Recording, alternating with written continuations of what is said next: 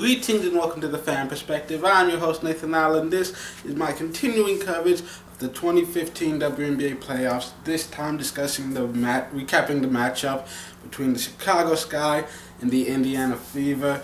Game 1, Delle Donne gets her MVP trophy. Allie Quigley gets her 6th Woman of the Year, second straight season. And then the game begins, and Tamika Catchings, she just hits the floor running. She leads her team with 21 points. And for the Sky, Allie Quigley comes off the bench to lead all scorers with 22 points. Delle Donne adds a double-double. And the Fever, they fight back, but the Sky were in control basically the whole time. And they come away with a Game 1 win. In Game 2, we head to Indiana. Well, once again, Delle Donne was the focus, and she was held very much in check. But the Sky still had 5 players in double figures, led by 19 from Vandersloot.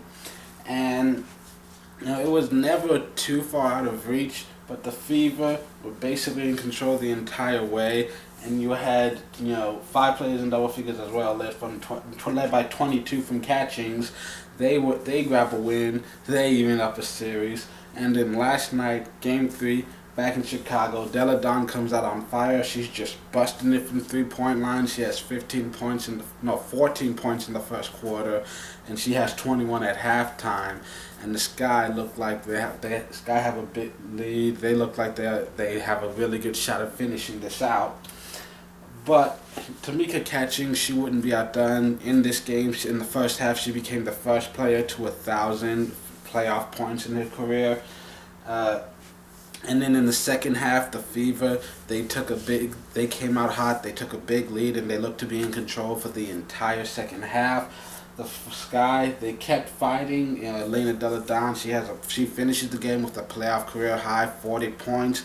Courtney Vandersloot, she has a career high 14 assists.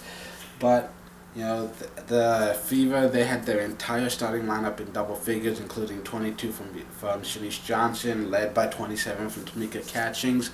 They're able to hang on for the win.